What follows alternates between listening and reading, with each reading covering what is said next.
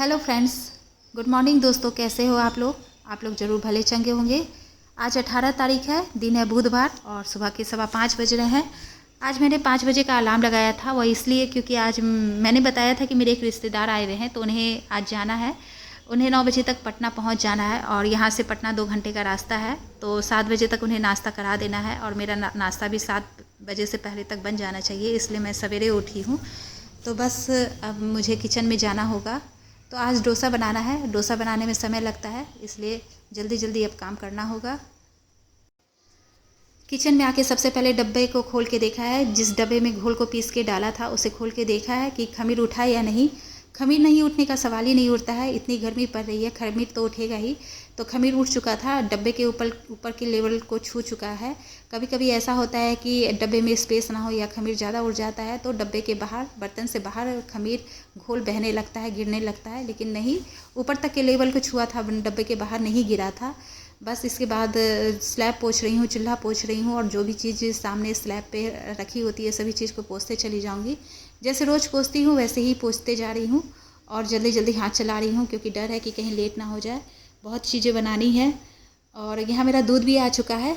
दूध आज सवेरे आ गया है, तो अभी मैं जग गई हूँ तो हाथों हाथ दूध ले लिया, नहीं तो दूध का डब्बा हमारे दरवाज़ा बंद ही रहता है और दूध का डब्बा बाहर रैक पे रख के चले जाते हैं और फिर मैं जब उठती हूँ तो उस डब्बे को अंदर कर लेती हूँ। फैक्ट्री के स्टाफ ही दूध लेके आते हैं। स्लैब और चूल्हे को पोंछने के बाद ही चूल्हा ऑन करती हूँ, तभी कुछ बनाती हूँ।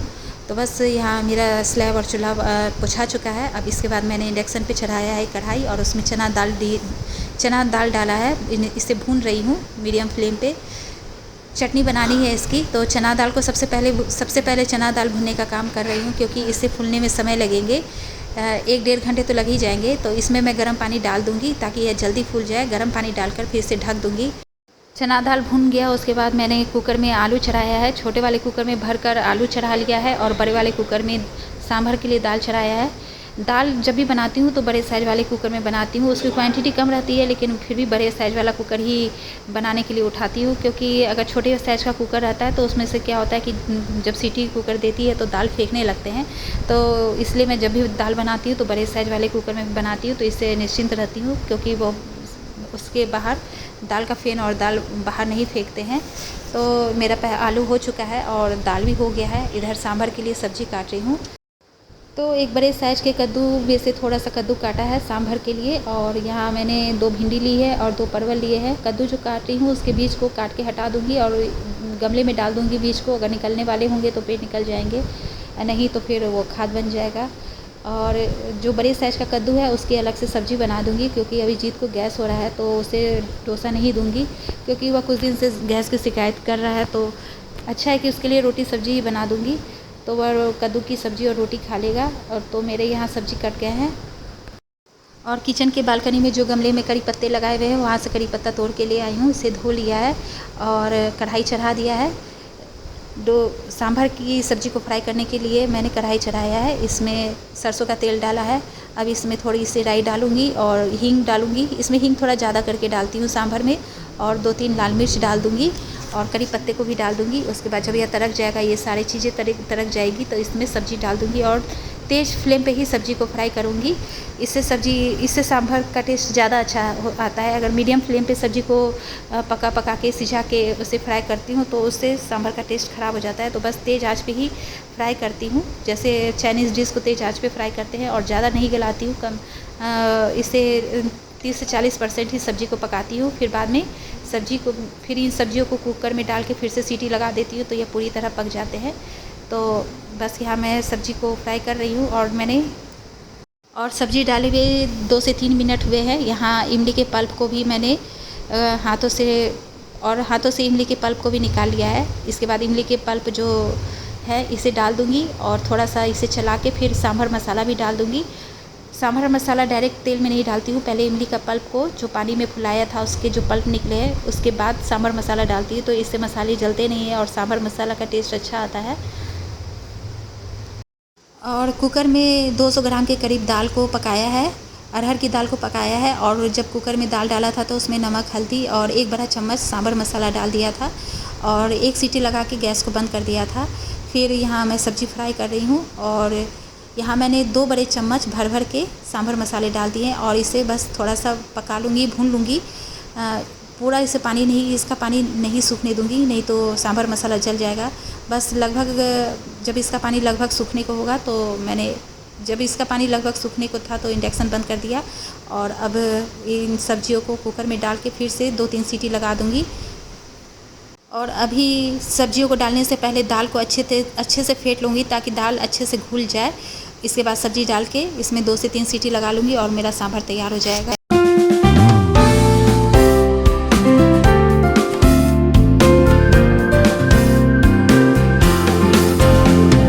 और मसाला डोसा के लिए जो आलू होंगे वह तो उबल चुके हैं और इधर उसका गर्म पानी निकाल के उसे ठंडा होने के लिए पंखा के नीचे रख दिया है। वह जब तक ठंडे होंगे तब तक यहाँ सब्ज़ी काट रही हूँ। तो सब्ज़ी में टमाटर काट रही हूँ और थोड़ा सा इसमें मटर डाल दूँगी। फ्रोज़न मटर फ्रीज़ में है अभी, तो उस मटर को डाल दूँगी और धनिया पत्ता भी लिया है तो धनिया पत्ता भी उसमें डाल दूँगी। सब्ज़ी काटने के बाद भी आलू करीब ठंडे हो गए थे तो उसे भी छिलने लग गई थी और यह सब करते करते मेरे मोबाइल का स्टोरेज फुल हो गया था तो आगे का वीडियो नहीं हो पाया और काम की इतनी व्यस्तता थी कि मैंने छोड़ दिया। और बाद में जब मेरे नाश्ते बन गए तब मैंने मोबाइल में बहुत सारे वीडियो को डिलीट किया तो उसमें स्पेस हुआ, फिर आगे का वीडियो बना पाई। तो यहाँ मेरा नाश्ता तैयार हो गया है। डोसा है, चटनी है, सांभर है, हलवा है और मैंने बेल का शरबत भी बनाया था। तो पहले जब फूफा जी आए थे तो उन्हें बेल का शरबत दे दिया था और उनके साथ मेरे देवर जी भी आए हुए हैं तो उन्हें भी बेल का शरबत दे दिया था। फिर उसके बाद यह नाश्ता दिया। उन्होंने कहा कि नाश्ता अच्छा बना था, तारीफ़ की उन्होंने नाश्ता की। और नाश्ता का काम ख़त्म हो जाने के बाद दोपहर में भी हम लोगों का यही डोसा ही चला था। केवल जित्ते के लिए मैंने चावल बनाया था, उसे डोसा नहीं दे रही हूँ। तो चावल और सांभर उसने खा लिया था। और मेरा तवा ना कहने को तो नॉन स्टिक है पर नॉन स्टिक की तरह बिहेव नहीं करता है। इसमें क्या होता है ना कि चिपकने लगता है, जैसे नॉर्मल आयरन का तवा होता है चाहे कोई भी मेटल का तवा हो, जैसे उसमें चिपकता है वैसे इसमें भी चिपकने लगा है।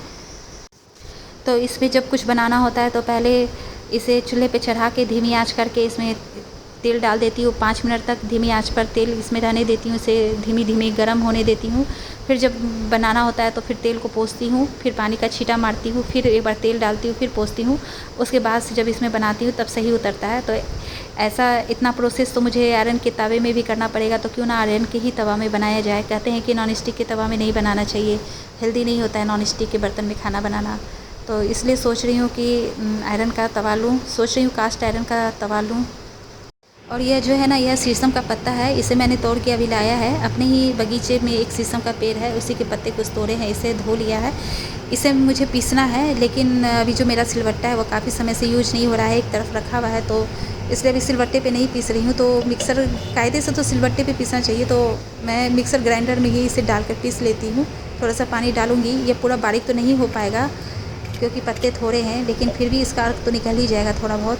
तो यहाँ मैंने पत्ते को जार में डाल के इसमें पानी डाल के इसे पीस लिया है और इसके अर्क को निकाल लिया है और पत्ते के बड़े बड़े रेशे ऊपर छन के रह गए हैं। ये मुझे इसलिए ऐसा करना पड़ रहा है क्योंकि कुछ दिनों से जिते कह रहा है कि उसका पेट गर्म हो रहा है। कुछ दिन से जब इधर कुछ दिनों से मैं सब्ज़ी में लाल मिर्च डाल रही हूँ ज़्यादा और ज़्यादा मसालेदार बना रही हूँ, जिस वजह से उसका पेट भी गर्म हो रहा है। तो यह जो शीशम का पत्ते का पानी जब उसे दे देती हूँ ना तो बहुत उसे राहत मिलता है। वह कहता है कि ऐसा लगता है कि जैसे आग पे पानी पड़ गया हो। तो आज जो सब्ज़ी आई उसमें इतने सारे पुदीने के पत्ते आ गए। इतना सारा पुदीना का पत्ता का यूज़ तो होता नहीं है। अगर चटनी भी बनाओ तो उसमें 10 से 12 पुदीने के पत्ते लगते हैं। मतलब धनिया की चटनी बनाती हूँ तो उसमें 10 से 12 पुदीने के पत्ते को डाल देती हूँ, या सिर्फ पुदीने के पत्ता का ही चटनी बनाती हूँ तो उसमें कच्चा आम प्याज डाल के बनाती हैं तो उसमें भी ज़्यादा पत्ते नहीं लगते हैं। और पुदीने के पत्ते को फ्रिज में रखो तो वह जल्दी ख़राब होने लगते हैं, मगर धनिया के पत्ते तो जल्दी ख़राब नहीं होते हैं जितने पुदीना की पत्ती जल्दी ख़राब होने लगते हैं। तो अब इनका क्या करूँ, सोच रही हूँ कि इसे गमला में लगा देती हूँ। तो बस उसी के लिए मैं इसे काट रही हूँ और ये जो है ना, एक एक डाली को उस गमले में रोप दूँगी, तो अगर लगने वाले होंगे तो लग जाएंगे। इसके पहले भी मैंने पुदीना के पत्ते को गमले में लगाया था पर वह पुराना हो चुका था, इस वजह से वह नहीं लगा है। और यह भी पुराना नहीं है, मतलब आज ही का आया हुआ है, तो हो सकता है यह ग्रो कर जाए, उसमें लग जाए। तो बस इन्हीं पत्तियों को मैं गमले में लगा दूँगी। और ये जो ज्वारे हैं ना, उस दिन जो गेहूँ मैंने छिड़का था उसी के ज्वारे निकल आए हैं, इतने बड़े हो गए हैं। और साथ में पुदीना की पत्ती भी लगाई थी तो वह काले हो गए हैं, उसमें ग्रोथ नहीं दिख रही है। लग रहा है कि ऐसा कि सूख गया है, पर अभी नहीं निकालूंगी। कभी कभी ऐसा होता है कि काले पड़ने के बाद फिर उसमें ग्रोथ होने लगती है, तो इसे छोड़ देती हूँ, नहीं निकालूंगी। और अभी जो पुदीना के पत्तियाँ हैं उसे लगा दूँगी इसी में, बस एक एक डाली को लेके इसमें रोप दूँगी। इतने भर से ही ये लग जाते हैं। इसमें यह देखना होता है कि इसे जो धूप लग रही है वो ज़्यादा कड़ा ना हो या फिर बिल्कुल छाँव में ना हो, तो टेम्परेचर का इसमें ध्यान रखा जाए तो पुदीना की पत्ती लग जाती है। तो इसे जुलाई तक इसे हम लगा सकते हैं, उसके बाद फिर ये नहीं लगती है, तो अभी समय है लगाने का तो लगा देती हूँ। अगर ग्रोथ होगी तो अच्छी बात है।